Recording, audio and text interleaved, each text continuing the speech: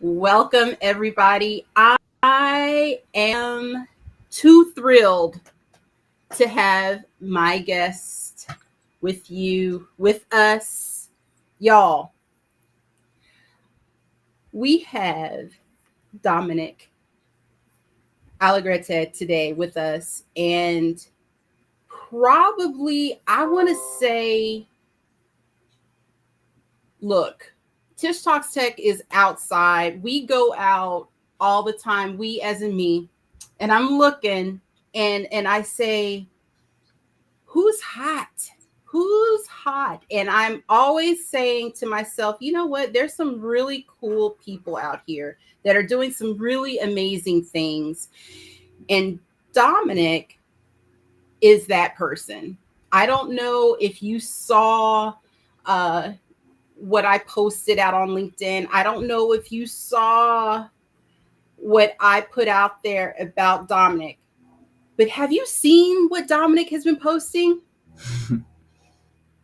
Look, I'm in the sewing room right now, totally excited, wanting to get into this 59 minutes because Dominic, you're mind blowing. Thank you so much for coming to Tish Talks Tech and talking with me. How are you doing? I'm doing great. Thank you, Tish. I'm excited to be here. Thank you for the opportunity, and I can't wait to get started and just tell everybody about my journey. You are, to me, you are one of the hot ones. You are to be watched, commended. Um, Hats off to you. If I had a hat, I'd just Thank you. one of those numbers. You're welcome. Could you please tell us a little bit about yourself? Start with the beginning, because the beginning is a great place to start. You're in cybersecurity, Yes. but what did you do before that? Yeah, so I grew up kind of in the California area. I actually moved to Vegas when I was younger. I would say kind of around that 5 to 7 range. And over there in Vegas, that's kind of where I fell in love with sports, specifically, basketball and things like that. So that's kind of the things that I was doing in the beginning before actually cybersecurity came about. Cybersecurity didn't even, come into the picture until the summer of my senior year in high school.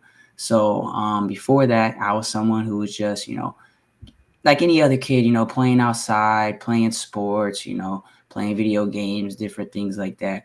So I kind of didn't get into kind of the tech field or tech realm around kind of, my 6th grade year. So when I was in middle school, that's kind of where my love for tech began. I moved back to California with my family, specifically San Diego from Vegas. And there, the school that they had enrolled me in had a really, really good tech program. And I actually started with a coding class. And within that class, the teacher that we had, he just taught us, basic fundamentals of coding. We used a platform called Scratch. If you're not familiar with that, it's kind of like a dummy down version for kids to start learning how to code. And I actually got to create like a little website and a little kind of interactive game for my dad for, Father's Day and things like that. So he always talks to me about that, how, it started.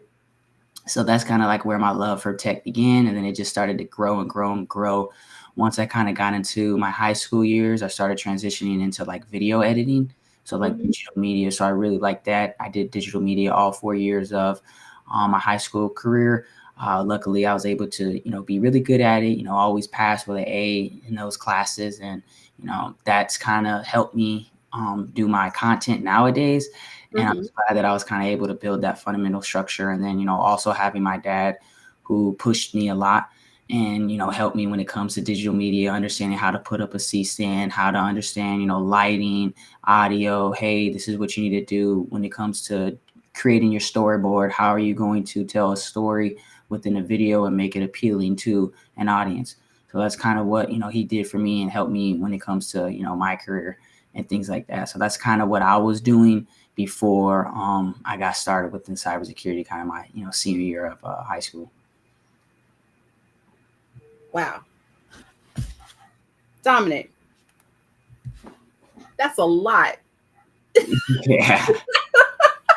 I try to give the dummy down version, but yeah, that's kind of what I was doing back then. And then also just a big sports person. I kind of consider myself like a little insomniac, if you want to put it like that, knowing about the history of basketball and things like that. So I grew Yeah. up playing basketball, all my life, and kind of, actually playing sports has helped me a lot when it comes to being in tech. So it's kind of it was an easy transition, but kind of the mindset I took from sports, I was able to take that, put it into, my tech journey, and that's helped me so far. So what I'm hearing is focus, dedication. Mm-hmm. You have a good team. Your dad coaching.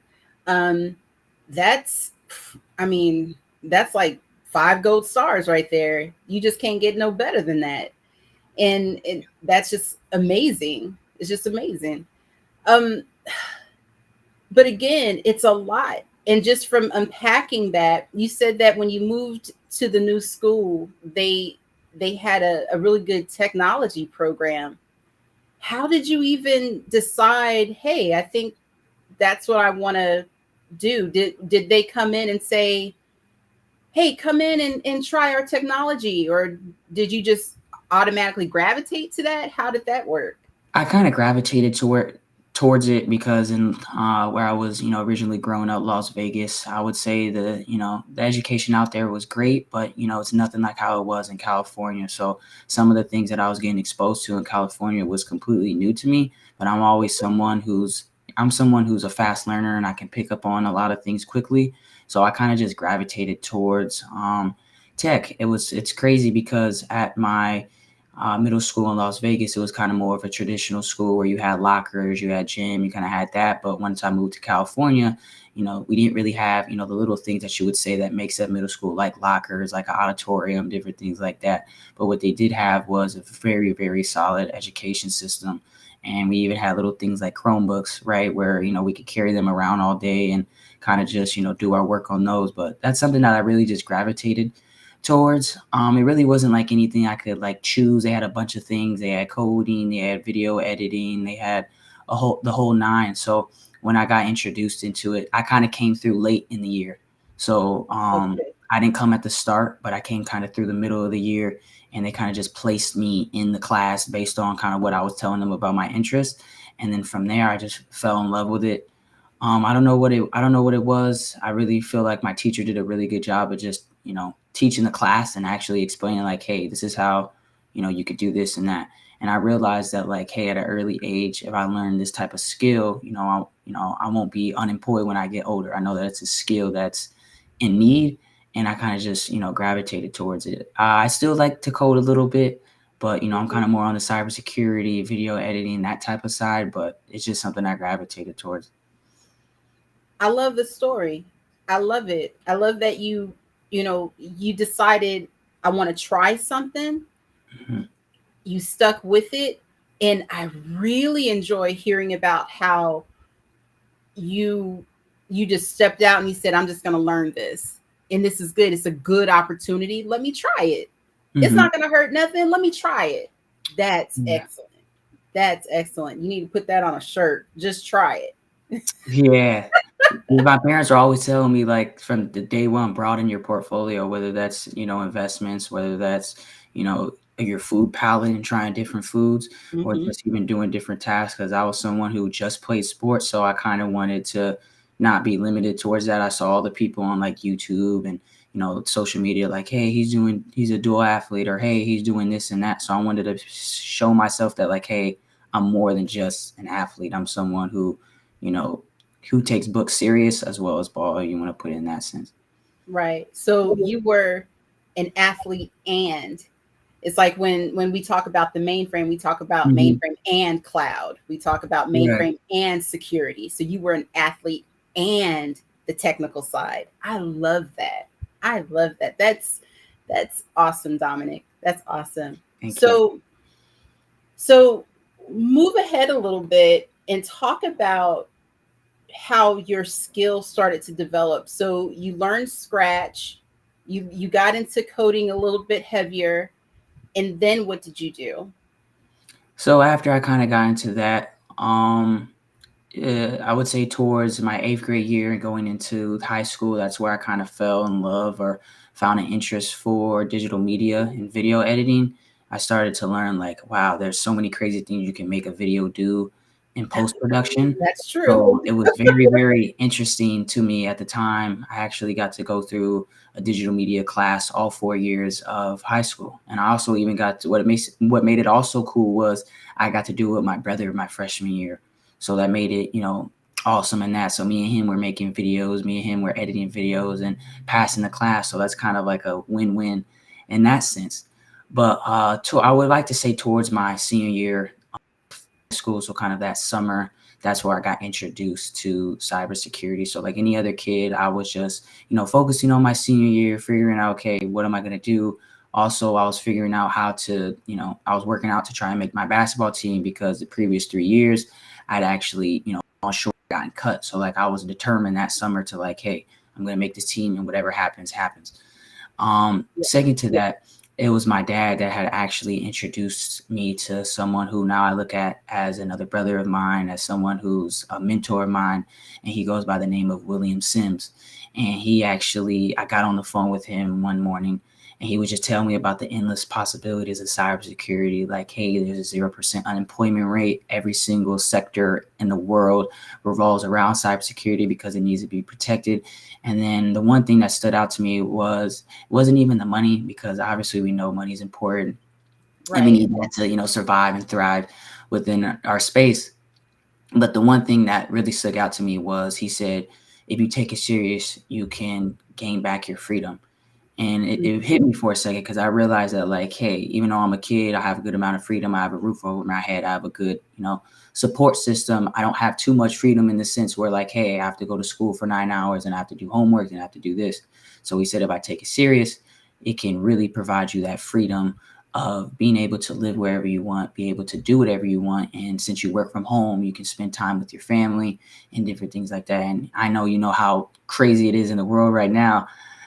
Being able to spend time with your loved ones is the most important. So that was kind of what drove me and kind of what got me interested. And then from there, he kind of took me under his wing. So he showed me what LinkedIn was. I jumped on LinkedIn about April 2021. I didn't even know what LinkedIn was. I didn't know anything. He also, you were still in school right now at this time, right? Yeah, around February. Yeah, I was in school around that time. So he actually helped me build out my LinkedIn. He helped me build out a resume. I knew what a resume was, but I really didn't know what it was in the sense of, hey, how it should be structured. So he helped me with that. And then he just helped me build my fundamental skills in cybersecurity. So understanding, malware, understanding the different threat actors, their tactics, their techniques, their procedures to, inform me on how to actually read cybersecurity news, understand like, hey, all these attacks are happening, but there's going to be a specific like pattern, right? There's going to be phishing here, there's going to be reconnaissance there, and it's going to be kind of this whole big pattern. Our job is to kind of recognize that pattern and then reverse engineer, that attack chain process. So he kind of, helped me really build out the fundamental structure of, where I'm at today. And then I also got to take a part of his career program. So, he has a program called CyberX Elite. And within that program, I became an intern. And I like to say the internship program was very successful. We've placed a lot of people in, big companies like Microsoft and things of that nature, EY. And what's crazy about it was during that internship program, I kind of was the guinea pig a little bit. So I kind of started it out, and then I got to join his cohort. And then once I joined his cohort, I became a lead intern. So I'm managing people still at 17 years old. Before I even hit my 18th birthday, I'm managing people that are twice my age. Yeah. So imagine I'm managing people that are 25, 30 years old. And imagine this too. I'm also balancing sports. I was a dual athlete, so I'm balancing that. And then I'm also balancing trying to get a 4.0 as well my senior year, so I can, make sure that I'm okay if I wanted to go to college or not. So I was kind of balancing all those different things. And I don't know how I did it. I guess I was just determined, and I just wasn't going to, take no for an answer. But during that internship program, I learned a lot. And then towards the end of it, I was actually offered a fully remote IT position at a Fortune 500 company. And I've been working at that company for the past year and a half. But the kicker was I got the offer before I graduated high school. So because I didn't graduate yet, I had asked my boss, who's my Good for boss now, you. like, hey, I can't take the job. I'm still in school. Like if I want to, I would drop out, but my parents were gonna let me do that. So he was like, you know what? Don't worry about it. You know, you have potential. I see the hard work you've been doing. I'm gonna hold it for you. And they actually held it for me for 2 months. And then as soon as I graduated on a Thursday, did my senior activities on that Friday, and then had about 2 days of rest. And then I started working on that Monday. And then it's kind of been, going ever since. Can we just take a moment to appreciate the drive, just the timeline? I want to just give you a soft clap, a golf clap first. Thank you. Love the story. When I read your narrative, I read the blog, I read the narrative that you wrote me, I read the stuff that you have online. I've been all up and down your timeline, and we've been LinkedIn buddies for a long time. And I was just like, is this true? Is it real? And I knew it was real. I sensed it was real, but to hear it from you is just gold. It's just gold. Dominic, do you know how many people, and this is us, just me and you, right? Mm-hmm. Do you know how many people are outside right now watching us, and in the future us, right? And they're saying, man, I wish I could just sit down and get this certification. Man, I wish I could just get a tech job. I wonder what it takes just to get a tech job. Right. And you have people in chat right now applauding you. I mean, and it's not just me, you know. Right. And yeah. I remember when you got your Sec Plus, and I was just like, what? When did that happen? Like, it's just win after win after win after win. And it's literally like, I don't know if it's just, I don't know what the secret sauce is, but you're literally telling us what the secret sauce is. You just have this drive. You approach it with such, it's almost as if you are an athlete. You are an athlete, but you're doing this with such finesse. Mm-hmm. I'm at a loss for words, which is kind of funny because I talk for a living. Got it. It's so awesome to see. Go ahead. Yeah, I think it just stems from, my athletic background. So like how I said earlier, I really feel like my journey in sports has helped me, within my cybersecurity journey and just tech journey overall. So I'm someone who's grew up, eat, sleep, go to play basketball, right? And, I'm someone who in the beginning of my career, I would say for sports, I was always kind of short. So going into my freshman year, I was about 5'1". I'm 5'11" now, but I wish I had that height, years prior. Got a couple inches on you now, But yeah. So I was always kind of the shorter person. So I felt like I always had to work like 2 to 3 times harder because it's like, hey, I don't have the luxury of being super tall to where I can take plays off, or I don't have the luxury of, having the longest wingspan to where I don't have to, put so much effort in on defense or whatever it is of that nature. So I always felt like I had to work hard. And I had a lot of adversity. I may not have had adversity, in home, right? Because I grew up in a good neighborhood and had great parents, and I'm just blessed for them. But I did have adversity in my sports career. And, I got cut 3 years in a row. So my freshman year, I got cut. They put me on the practice team. I felt like I was, better than that. But, I took it on the chin. I was like, hey, I'm going to just develop my skills, be on the practice team, and just, see what it's like to actually be a part of a team. And then my sophomore year, I came back. I didn't probably work as hard as I should have, and I got cut again. And then I had transferred schools due to COVID and, family moving. And then, I wasn't sure of myself. So I kind of like, I would say, wussed out a little bit and tried out for JV as a junior. Like you could still do that, but I probably should have just went out for varsity and just said, forget it, just do that. But I ended up getting cut that year too. And, it, hit a hole in my heart because I was like, man, I've been working 3 years in a row. I've been doing all this work and I still didn't make it. And then what was the turning point for me was, I'm thankful for my mom, I'm thankful for everybody in my family, but you're going to see me throughout this, episode really touch points with my dad because he's helped me a lot.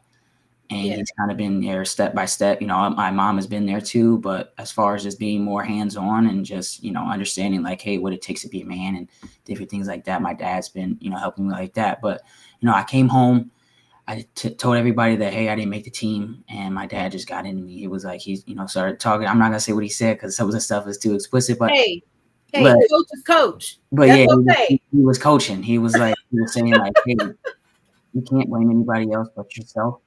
And you have to take ownership. Once you take ownership, then you'll be in a better mindset. And I know that, you can make the team.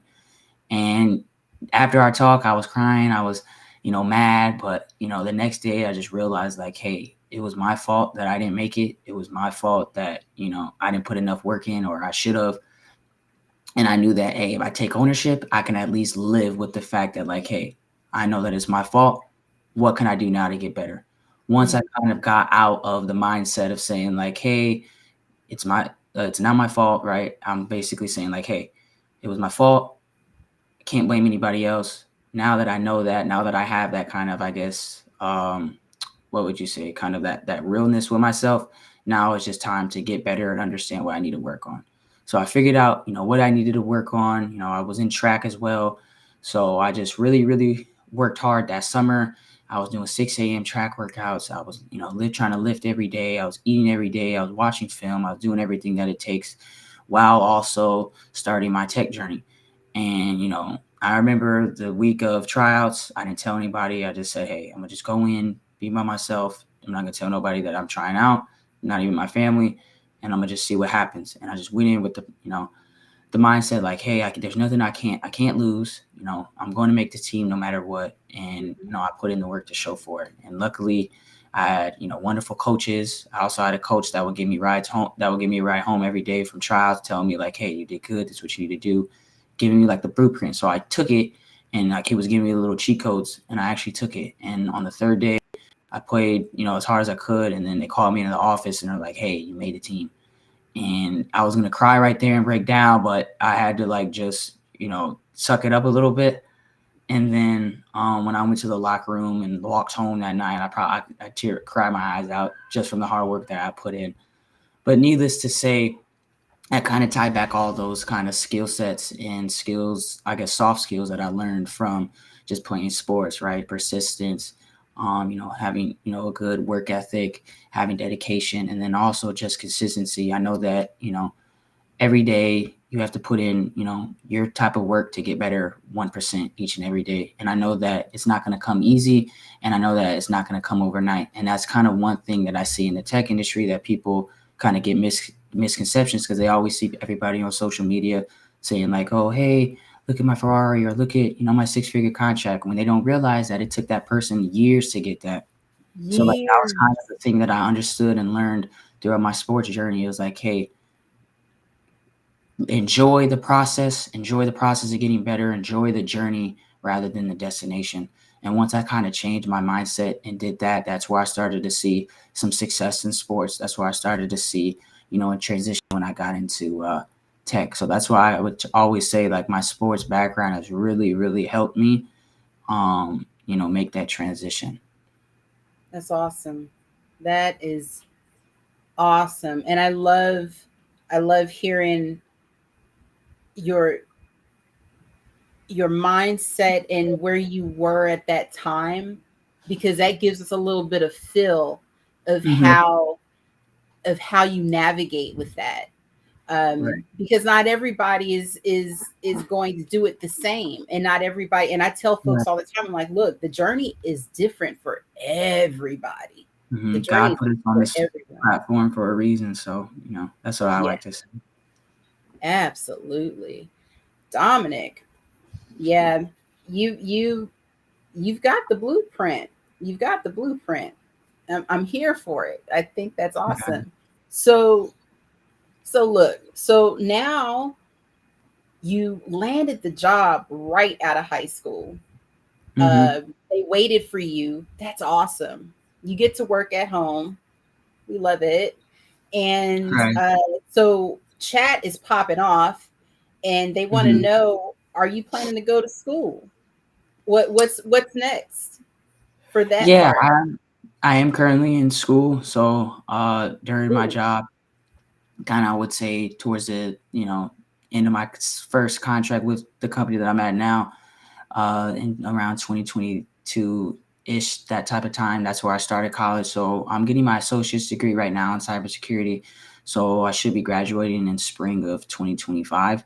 So that's kind of what I've been doing. So it was a lot of hassle in the beginning, balancing full-time school and full-time work, but somehow I was able to just make dues with it. But I do online classes, so because of that, that allows me to actually be able to balance work. right.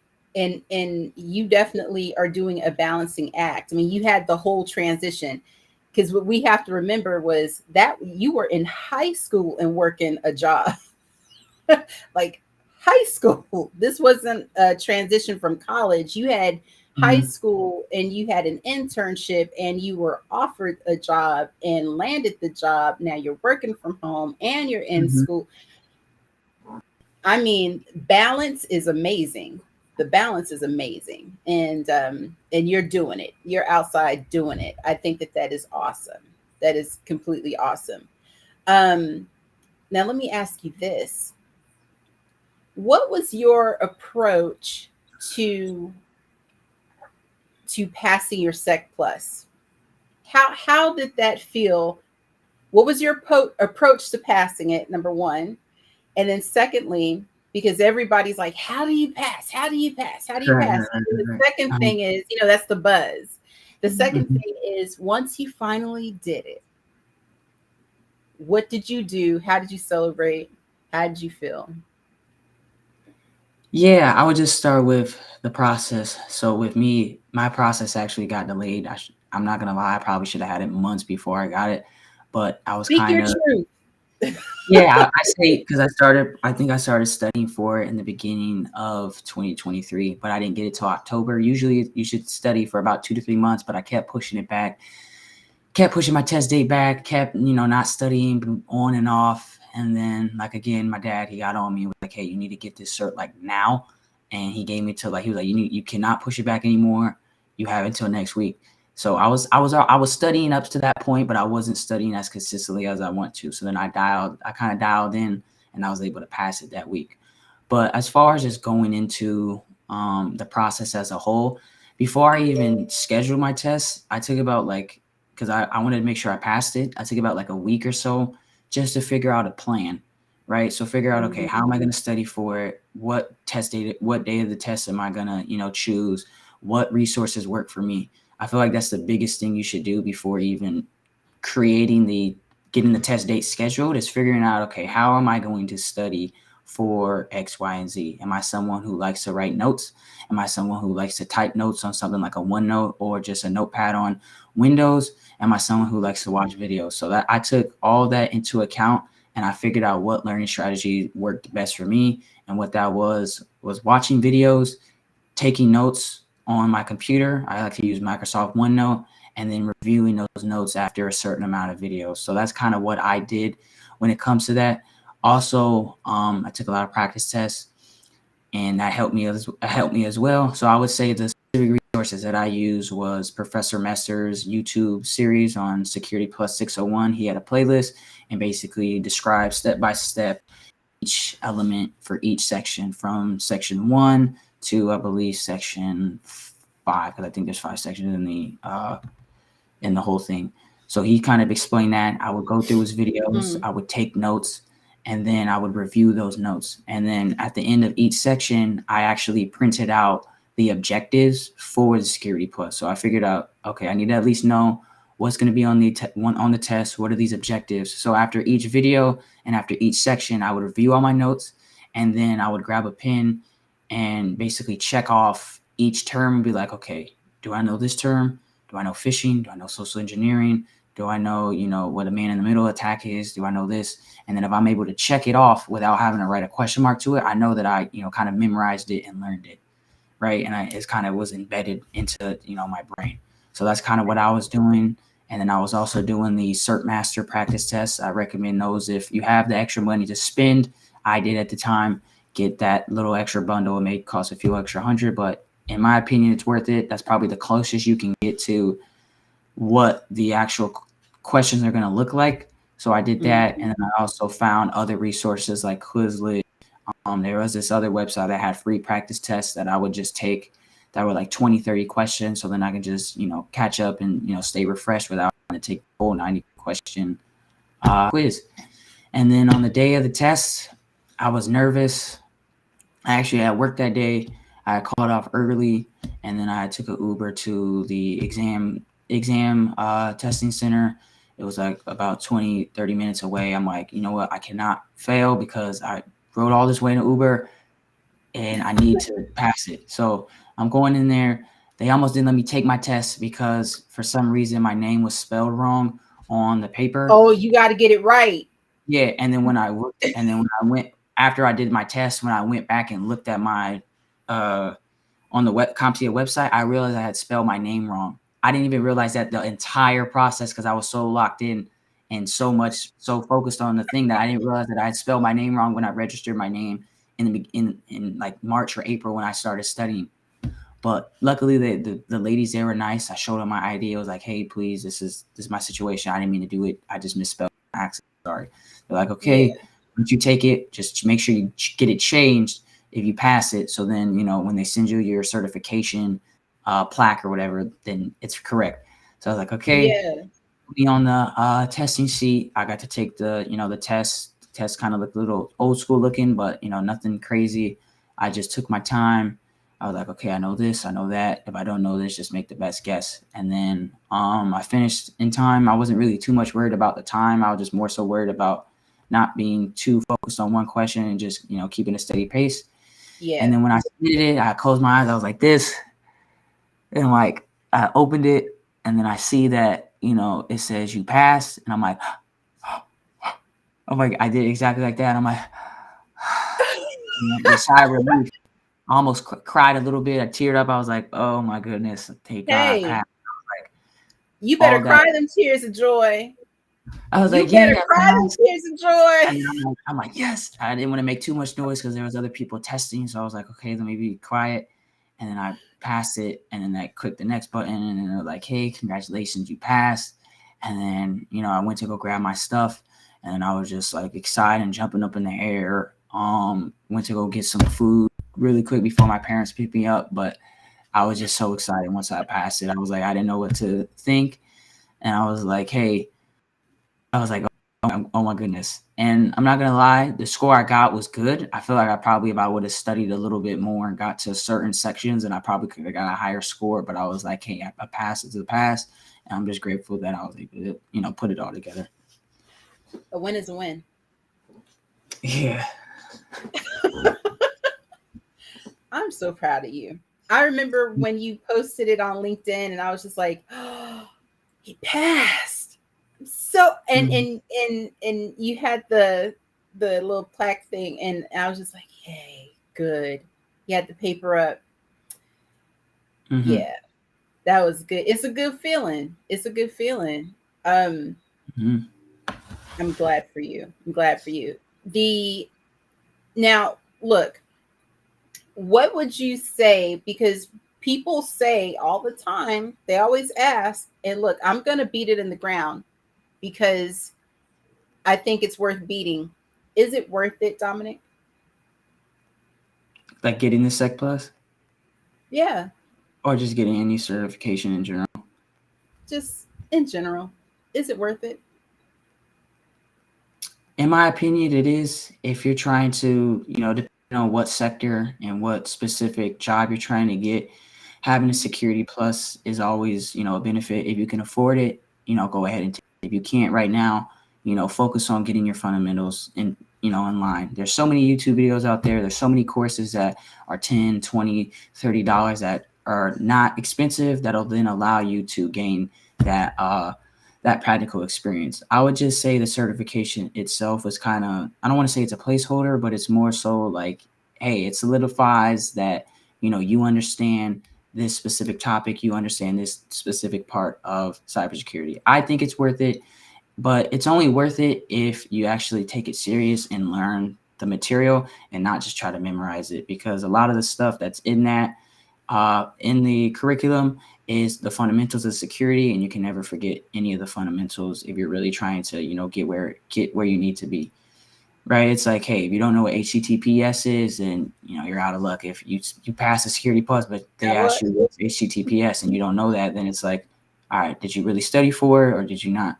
So I would say it is worth it when it comes to getting that cert. I know that's kind of one of those certs that holds a good amount of weight when it comes to being in the entry level sector. I'd also recommend, if you are in that entry level sector, study if you are going to get a cert, study I guess which certs are the best to get and which ones hold a lot of weight. I know there's certain certs that like get a bad rap due to maybe how the company looks, or what the company is doing to people, or if it's just a get rich quick scheme where they're just kind of like a money scheme where they just want you to pay a bunch of money so then you could just get this cert, but it doesn't hold any weight. So I would really consider doing research on whatever cert that you're actually trying to get. And if you don't have any experience, just learning the materials of some of these things, there's a lot of videos out there, right? Learn the material of the A plus or the network plus or the security plus. You don't have to take the test, but if you know the material, then that helps you. It helps you. It helps you. I mean, just knowing what that stuff means, what it is, could help you beyond the test, beyond the test. And a lot of folks have CompTIA certifications. I have a CompTIA certification. So, look, don't get me started. So listen, this is something else I want to know. Now, when it comes down to it, people are always wondering, is it true that you can make $100,000 in 6 months when you're in cybersecurity?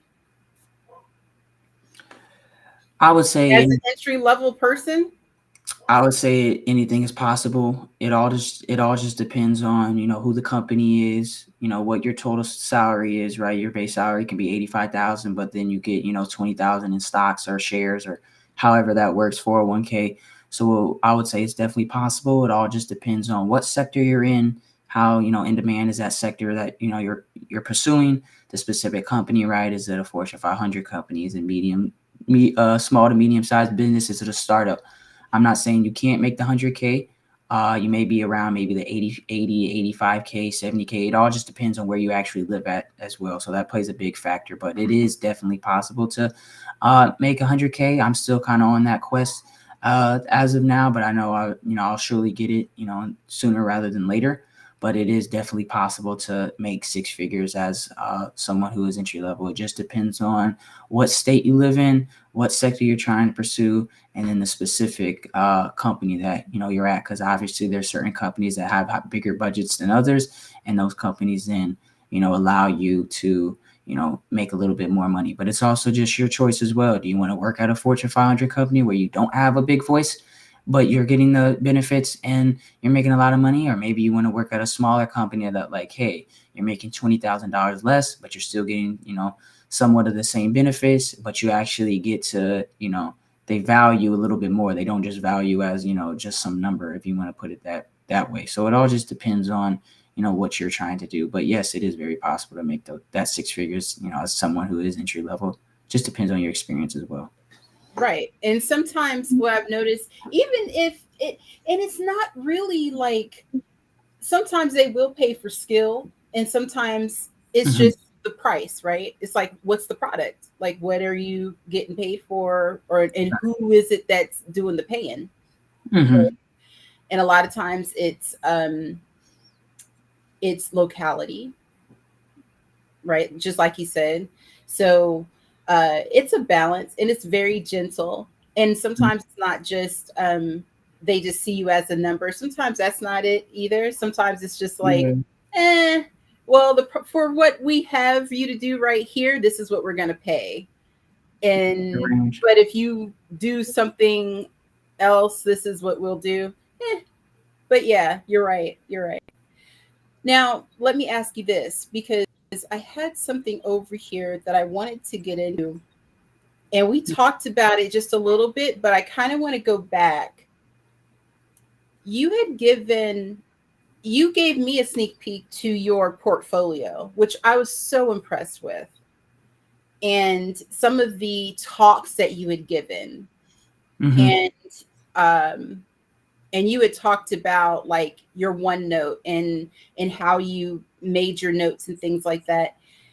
Could you can you get into a little bit how your process of organization and how you set up your portfolio, and Mm-hmm. how it just because it just looks so high speed. Got it. Yeah, that actually took me some time to just organize I and could put tell. together.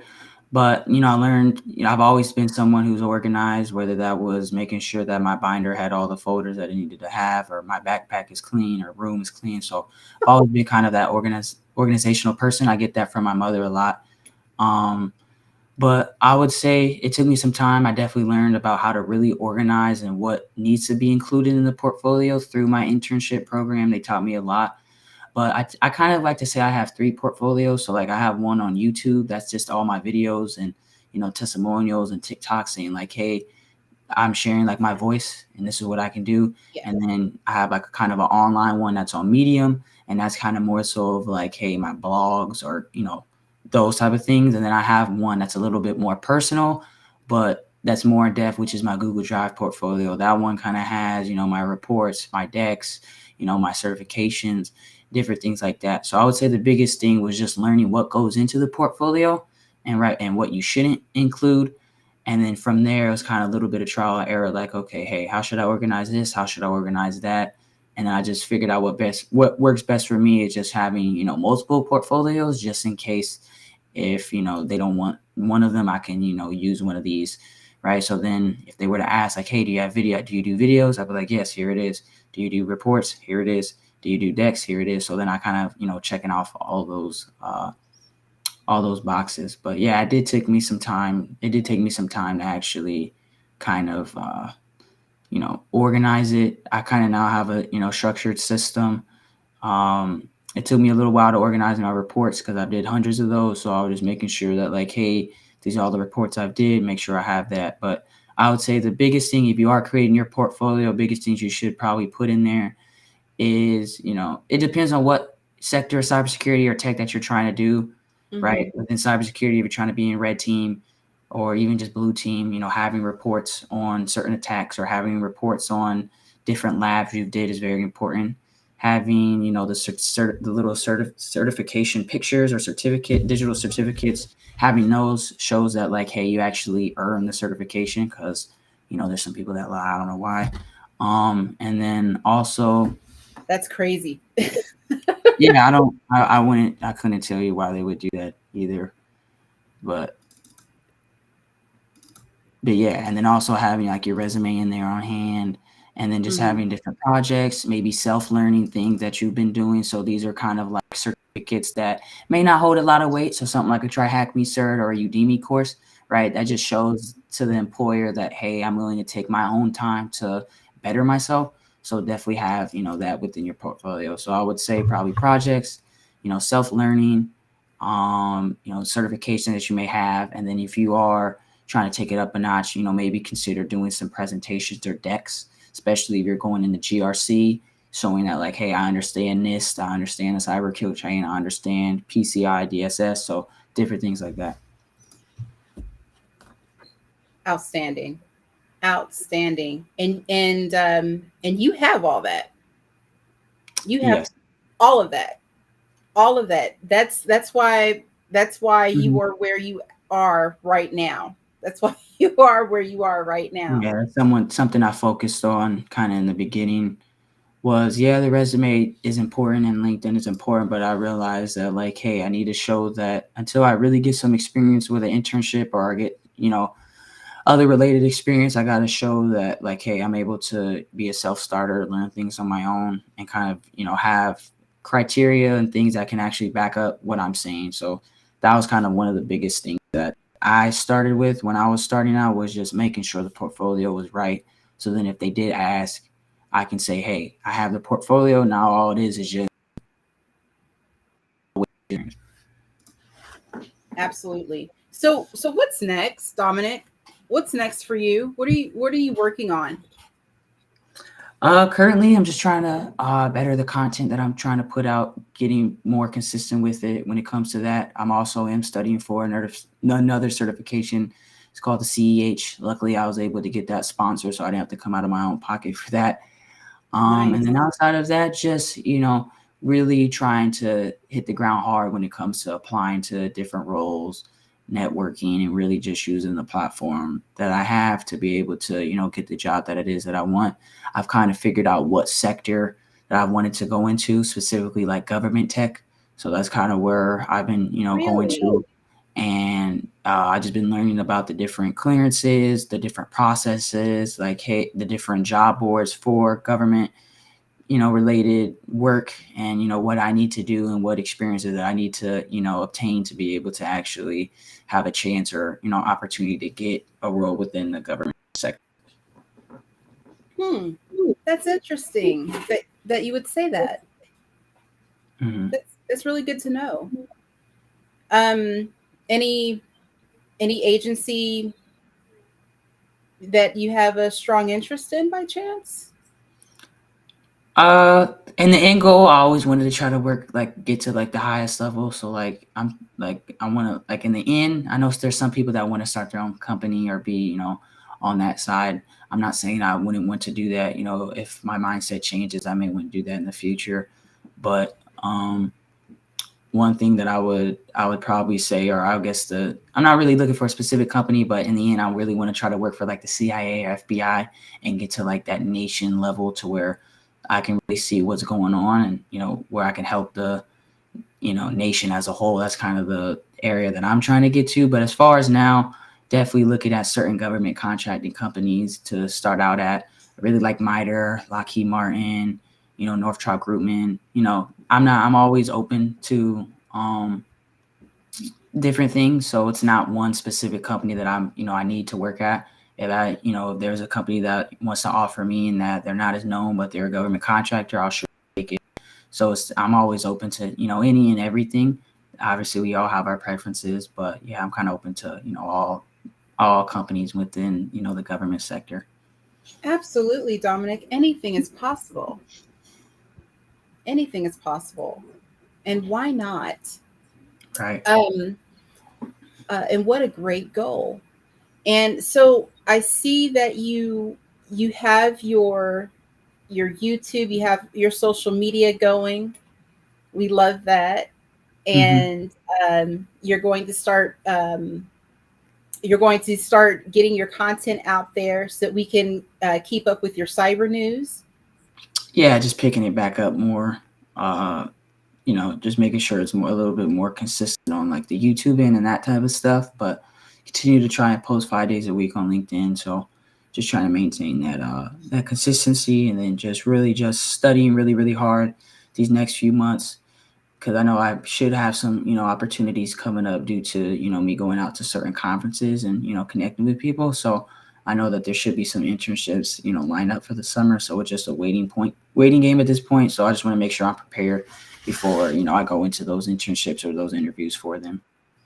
Absolutely. And so, which conferences are you looking at? Is this going to be over the summer or? I went to a conference recently, so it's called the Bay Conference, and it was located in Baltimore. So kind of like everybody you can think of, from Google, MITRE, Lidos, 𝗓𝗏𝗏𝗏𝗏𝗏, a bunch of colleges. It was really just to kind of celebrate Black excellence, and also be able to kind of cater to the people that are at that entry level sector or that are students. It was kind of it was my second conference ever, but it was kind of one of the conferences that I've seen across, the United States that really caters to the next generation and students. And I really, really appreciated that. Built some very genuine connections.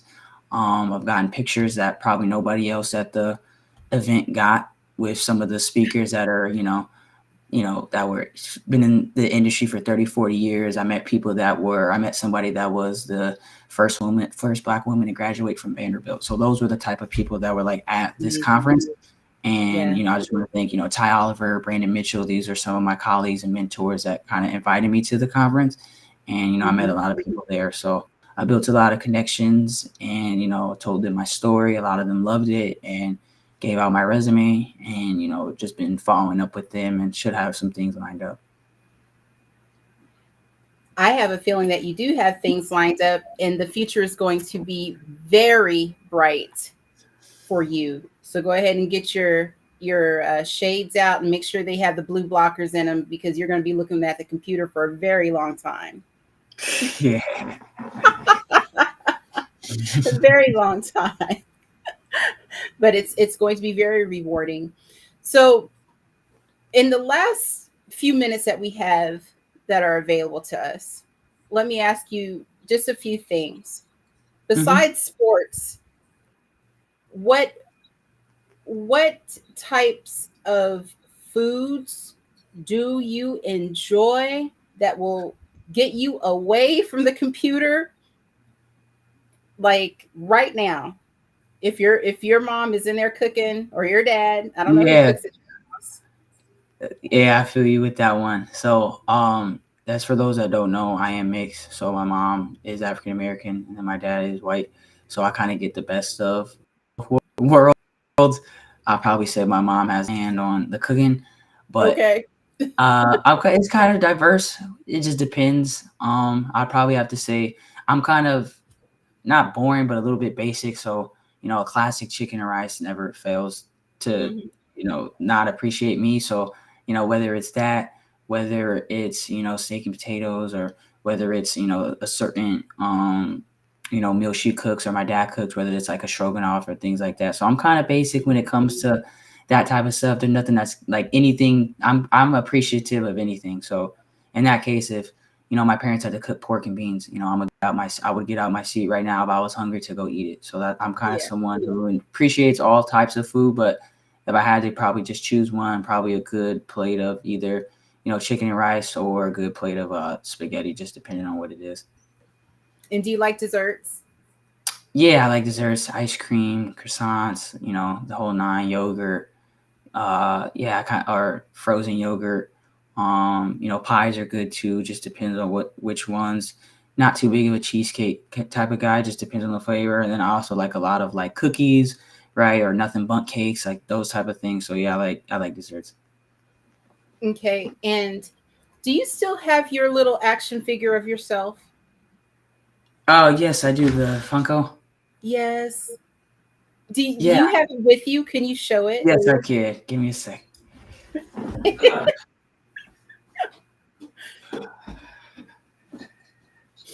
I'm so random. No worries. I know that's probably I think that was our first conversation was about this. Yes.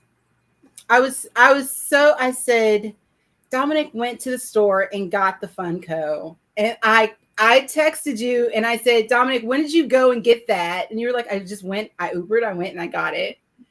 Yeah, I went with my family. It's actually my brother. He's a big fan of these. He has all of them from the wrestlers to the rappers. So he was like, yo, there's the actual Funko World that's in Los Angeles. So I was able to go. So I saw like all the Funkos from like, making your own to John Cena to even like TLC to U2. Right. So it was like, it was kind of like a kid in the candy store moment. So yeah, that's kind of how I got mine. So I was able to create it, and they allow you to create it on site, and it only takes, I think, maybe like 30, 40 minutes. It just depends. Luckily, we went on a day that wasn't so busy, but yeah.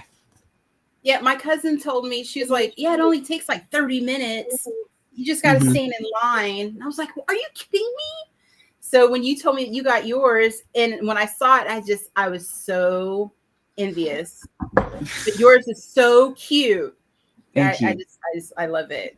Um, what what's some advice that you would give to anybody?